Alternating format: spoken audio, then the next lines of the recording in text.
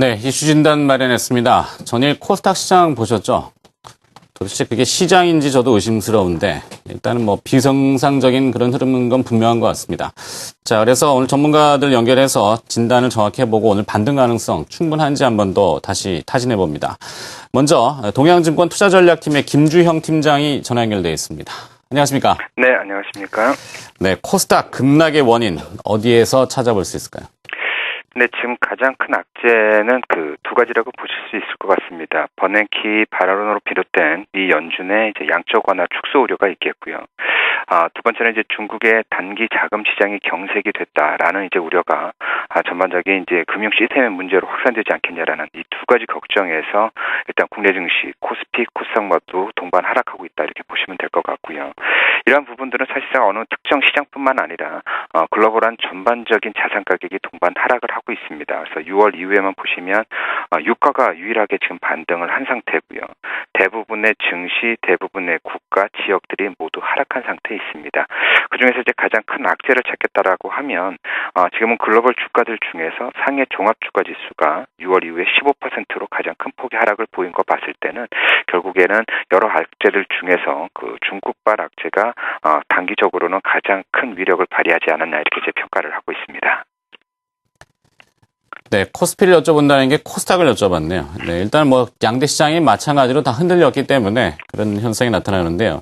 일단 뭐 미국 얘기가 있었고 그다음에 중국의 리스크를 쇼크 수준이다 이렇게 또 표현을 하더군요. 중국에 대해서는 어떻게 보십니까, 팀장님?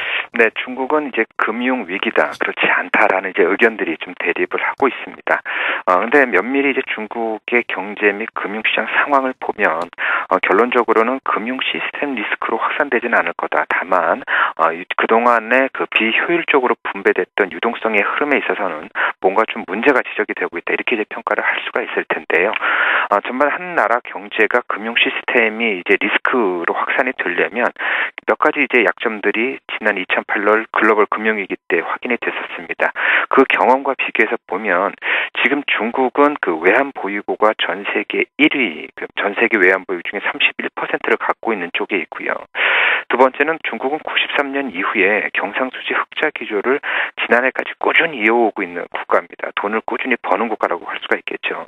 두 번째는 금융 쪽 사이드로 가서 봤을 때는 시중은행들의 예대율이 70%가 되지 않습니다. 그래서 다른 이머징 국가들보다는 훨씬 더 낮은 수준에 있고요. 지금은 일본, 미국의 선진국 수준의 지금 예대율을 갖고 있기 때문에 금융 시스템의 리스크는 굉장히 적다 이렇게 보여집니다.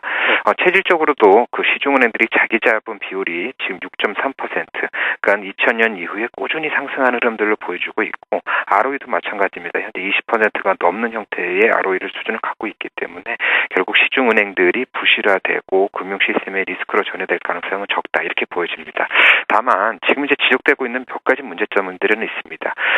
중국이 경제를 살리기 위해서 이제 은행의 통화량을 풀었다라고 하면 이 통화가 소위 말하는 경제 실물 부분으로 가야 되는데 은행 대출이 최근에 쉽게 여의치 않은 것을 봤을 때는 실물 부분으로 쉽게 들어가지 않는 거고 대부분이 이제 부동산, 주택 담보 어떻게 보면 중국 정부가 구조조정을 해야 될 곳에 오히려 돈이 더 들어가는 문제점이 있기 때문에 중국 정부가 쉽게 돈을 풀지 못하는 지금 어려움을 겪고 있다 이렇게 보여지고요.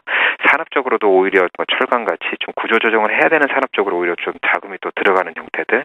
그래서 이런 비효율적인 문제들 때문에 쉽게 경제나 그다음에 금융시장에 좀 어려움을 닥치더라도 돈을 그렇게 막 풀지는 못하는 형태가 되고 있다. 이것이 단기적으로 좀 꼬여있는 중국 정부의 어떤 현실이라고 보여지고 있고요. 근데 최근 것처럼 이렇게 금리가 급등을 하고 자금시장이 경색될 수 있다라고 하면 또다시 역RP 매입을 통해서 어떤 금리를 좀 안정화시킬 수 있는 조치들은 단기적으로 충분히 나올 수가 있기 때문에 결론적으로 보면 중국 자금시장의 상황은 어떤 시스템 리스크로 전이되지 않고 다만 단기적인 좀 변동성 요인으로 보는 것이 맞지 않겠냐 이렇게 이제 평가를 하고 있습니다.